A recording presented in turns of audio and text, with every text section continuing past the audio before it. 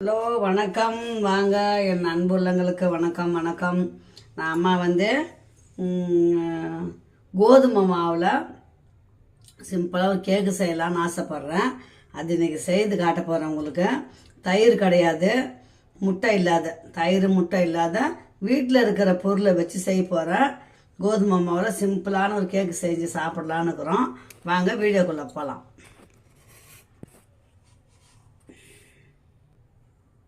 இப்போ குக்கரை நம்ம முதல்ல ஃப்ரீ ஹீட் பண்ணிக்கலாம். ஃப்ரீ ஹீட்டு பண்ணிட்டோம்னா சூடு ஏறிக்கிட்டே இருக்கும். ஓவன் இருக்குது, இருந்தாலும் இதில் பண்ணலான்னு பண்ணுறேன் நான். இப்போ பாருங்கள், இந்த மாதிரி ஒரு ஸ்டாண்டு போடுங்க. முக்காலி மாதிரி ஸ்டாண்டு இல்லை என்கிட்ட, அதனால் இந்த ஸ்டீல் தட்டு மாதிரி அதை தான் வைக்க போகிறேன். அது ஃப்ரீ ஹீட் ஆகட்டும். அதுக்குள்ளே நம்ம என்னென்ன பொருளுங்க போடுறோன்றத நம்ம பார்த்துக்கலாம். இந்த இதில் தான் சிம்பிளாக செய்ய போகிறேன். இது செய்யறதுக்கு முன்னே என்னென்ன போடுறதுன்றது உங்கள்கிட்ட சொல்கிறேன். இது மாதிரி ஒரு அடிப்பக்கம் தட்டையாக இருக்கிற கிண்ணம் எடுத்துங்க. நான் கொஞ்சமாக தான் செய்ய போகிறேன். அந்த ஒரு காலி கிண்ணத்தில் ஃபஸ்ட்டு நம்ம நெய்யை நல்லா தடவிக்கலாம். எல்லாம் ரெடி பண்ணி வச்சுட்டு கொஞ்சம் நேரத்தில் மிக்ஸ் பண்ணோம்னா கேக்கு ரெடி ஆகிடும். இப்போ இந்த மாதிரி தடவி வச்சுட்டேனுங்களா. இப்போ இது ஒரு ஓரம் இருக்கட்டும். இது ஃப்ரீ ஹீட் ஆகுது. அதுக்குள்ளே நம்ம என்னென்ன இன்க்ரீடியண்ட் போடுறோன்றதை பார்த்துக்கலாம். என்கிட்ட இங்கே பாருங்கள் மக்களே, என்கிட்ட மெஷர்மெண்ட் கப்பெல்லாம் கிடையாது. சும்மா நம்ம வீட்டில் இருக்கிறத வச்சு செய்ய போகிறேன் நான். இது பாருங்கள், லேசாக ஒரு கிளாஸில் மாவு எடுத்துக்கினேன். அவ்வளோதான், கோதுமை மாவு இவ்வளோதான். இது கூட ஏலக்காய் பொடி எல்லாம் ஜலிச்சிக்கலாம். இது பாருங்க, ஏலக்காய் பொடி ஒரு அரை ஸ்பூன் போட்டுக்கினேன். அதுக்கப்புறம் பேக்கிங் பவுடர் அதை வாங்கி வச்சுருக்கேன் பாருங்கள்.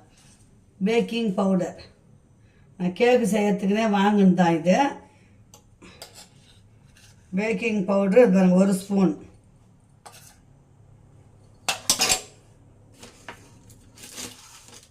அப்புறம் பேக்கிங் சோடா ஒரு அரை ஸ்பூன் போட்டுக்கலாம்.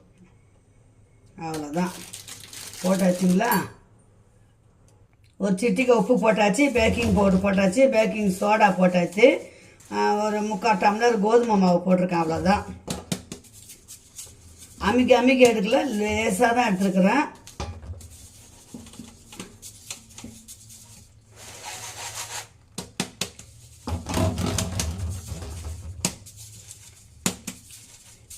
இதை நல்லா சலிச்சு எடுத்துக்கலாம்.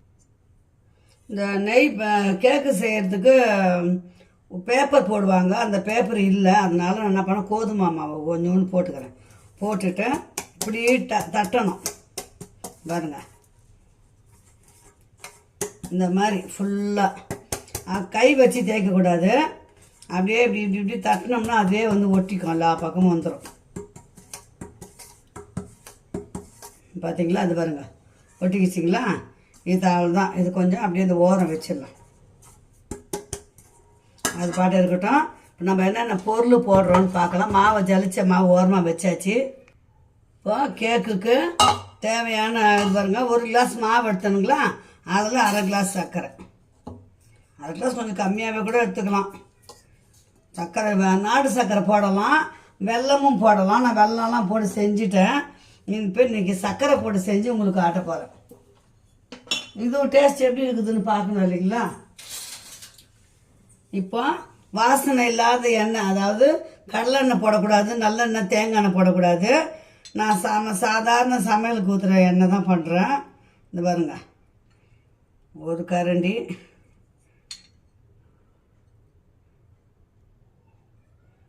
அவ்வளோதான், 1.5 கரண்டி ஊற்றிருக்கிறேன்.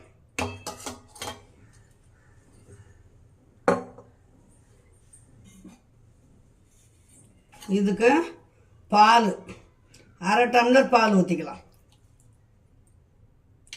அரை டம்ளர்னால் 2 கரண்டி தான் அரை டம்ளர். அவ்வளோதான். பத்தலைன்னா வேணால் பால் ஊற்றிக்கலாம்.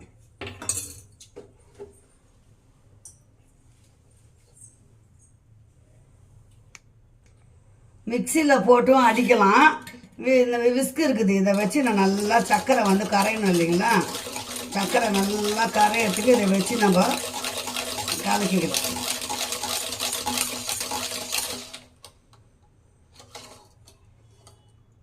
ஏலக்காய் தூள் இப்படி இதில் வந்து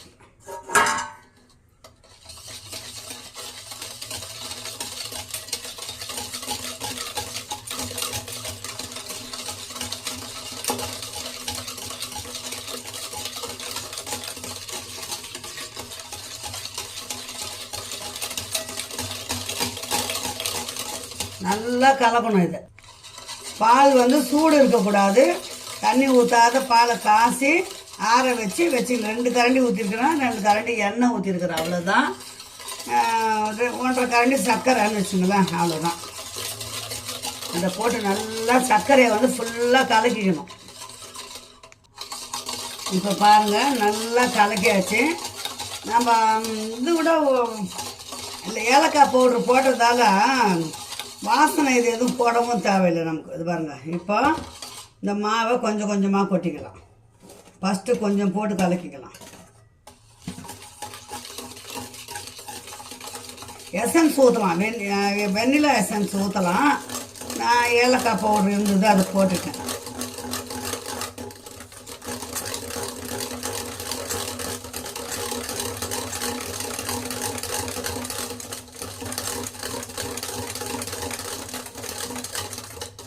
நல்லா அந்த கட்டி இல்லாத கலக்கிக்கணும் பிள்ளைங்களா. பாருங்க, மீதி மாவையும் போட்டாச்சு.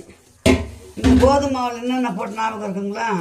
கோதுமை மாவு 3/4 டம்ளர் போட்டுக்கிறேன். அதில் வந்து 1 ஸ்பூன் பேக்கிங் சோடா, 1/2 ஸ்பூன் அப்ப சோடா மாவில் baking soda, baking powder 1 spoon, 1/2 spoon வந்து பேக்கிங் சோடா போட்டிருக்கிறேன், 1 சிட்டிகை உப்பு போட்டுக்கிறேன். இப்போ இந்த மாதிரி இருக்கும்போது பால் இன்னும் கொஞ்சம் ஊற்றிக்கலாம். இப்போ பால் பத்தாத மாதிரி இருக்குது, அதனால் பால் இன்னும் கொஞ்சம் ஊற்றிக்கலாம்.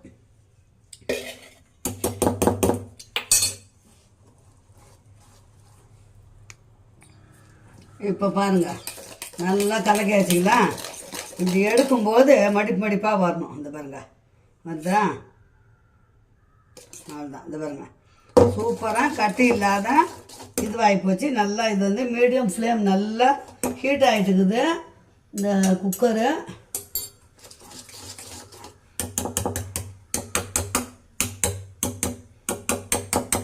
இதெல்லாம் க்ளீன் பண்ணி எடுத்துடலாம். கொஞ்சம் வாங்கி வச்சுருக்கிறேன். அதாவது வீட்டில் எந்த நட்ஸ் இருந்தாலும் போடுங்க. முந்திரி இருந்திருந்தால் கூட முந்திரியை தூள் பண்ணி கொஞ்சம் போட்டுக்கலாம். இதில் வந்து முந்திரி, திராட்சை, டூட்டி ஃப்ரூட்டி இது இருக்குது. அதனால் நான் அதாவது கொஞ்சம் போட்டுக்கிறேன். இதில் அடியில் கொஞ்சம் அந்த இதுக்கோசரம் போட்டுக்க, கொஞ்சம் போட்டுட்டு கொஞ்சம் ஊற்றிக்கலாம். பாருங்கள், ஊற்றுறேன் பாருங்கள், தெரியுதுங்களா. கொஞ்சம் நிப்பாட்டிக்கலாம். நிப்பாட்டிட்டு திருப்பியும் கொஞ்சம் போடலாம். நம்ம சாப்பிடும்போது வாய்க்கு அப்போ தான் வந்து கிடைக்கும். மீதியமும் ஊற்றிக்கலாம்.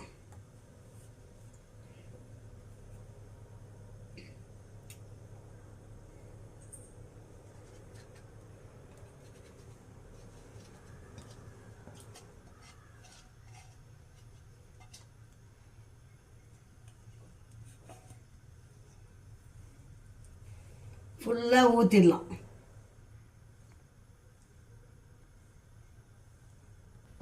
இப்போ நம்ம இப்படி தட்டிட்டோம்னா அது பாருங்க, கேக் அப்புறம் உப்பி வரும்ல, பாதி இடம் வச்சுருக்கிறேன். மீதியமும் நம்ம இருக்கிறது கொஞ்சம் கொஞ்சம் போட்டுக்கலாம். போட்டுட்டு டெக்கரேஷனுக்கு பாருங்க, என்ன இருக்குதோ பருப்பு, பாதாம், பிஸ்தா, முந்திரி எது இருந்தாலும் போடுங்க. நம்ம தானே சாப்பிட போகிறோம். அவ்வளோதான், டெக்கரேட் பண்ணியாச்சுங்களா. இப்போ கை சுட்டுக்காமல் இது பாருங்க, இருங்க பாரு, இந்த பாருங்க, அந்த ஸ்டாண்டு ஹீட் ஆகி போச்சு. இப்போ வந்து நான் வந்து இப்போ நட்ஸ் எல்லாம் போட்டுட்டேன். 45 நிமிஷம் வந்து பெரிய அப்படியே ஹீட்டில் ஸ்லோ மீடியம் ஃப்ளேமில் அப்படியே வச்சிடணும். மேலே வந்து மூடி போட்டு விசில் போடக்கூடாது, லப்பர் போடக்கூடாது.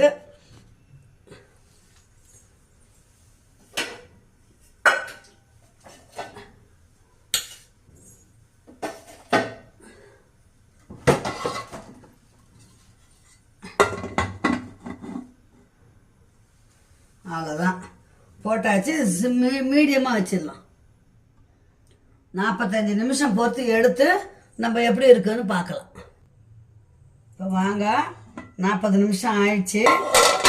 கேக்கு ரெடி ஆயிடுச்சான்னு பார்க்கலாம். இந்த மேலே ஒரு குச்சி வச்சுக்கோங்க. அது பாருங்கள், குச்சி அப்படி வச்சு அப்படி குத்தி பாருங்கள். ஒட்டாமல் வந்ததுன்னா கேக்கு வெந்து போச்சு. அவ்வளோதான். இப்போ நம்ம வந்து இதை வந்து ஆஃப் பண்ணிடலாம். ஆஃப் பண்ணிட்டோன்னா அப்படியே கொஞ்சம் ஸ்டீம்லேயே இருக்கட்டும். ஆறுன அப்புறம் நம்ம ஃபுல்லாக எடுத்து எப்படி இருக்குது கேக்குன்னு பார்க்கலாம். ஓகேங்களா? பாருங்கள், கேக் வந்துடுச்சிங்களா? ஒரு கொஞ்சம் கூலிங்க, சூடு ஆறட்டும். ஆறுன அப்புறம் எடுத்து எப்படி இருக்குதுன்னு அம்மா காட்டுறேன். அப்படியே மூடி வச்சு சூடு ஆறு. இப்போ பாருங்கள், 45 நிமிஷம் ஆயிடுச்சு. கேக்கு நல்லா சூப்பராக ஆயிடுச்சு. நம்ம இது போல் கத்தியை வச்சு இப்படி பண்ணிக்கணும் ஃபுல்லாக. இந்த பாருங்கள், இப்படி பண்ணிட்டோம்னா அப்படியே இப்படி தட்டினோம்னா கொஞ்சம் நேரம் பொறுத்து பார்க்கலாம் எப்படி இருக்குன்னு பார்க்கலாம். சூப்பர். அது பாருங்க, சூப்பரான கேக்கு ரெடி ஆயிடுச்சு. அம்மா செஞ்ச கேக்கை பாருங்க. பார்த்தீங்களா? பாருங்கள் எப்படி வந்துக்குது பாருங்கள். பாருங்கள் நல்லா இந்த பாருங்கள், பேக்கரியில் வாங்குகிற மாடல்லே வந்துக்குது பாருங்கள். சிம்பிளாக செஞ்சேன் பிள்ளைங்களா. இப்போ நம்ம வந்து கட் பண்ண போகிறோம். பார்த்தீங்களா? இங்கே பாருங்கள், பாருங்கள் எவ்வளோ சூப்பர். பாருங்கள், பஞ்சு மாதிரி மெத்துன்னு சும்மா டேஸ்ட் எப்படி இருக்குதுன்னு பார்க்கலாம்.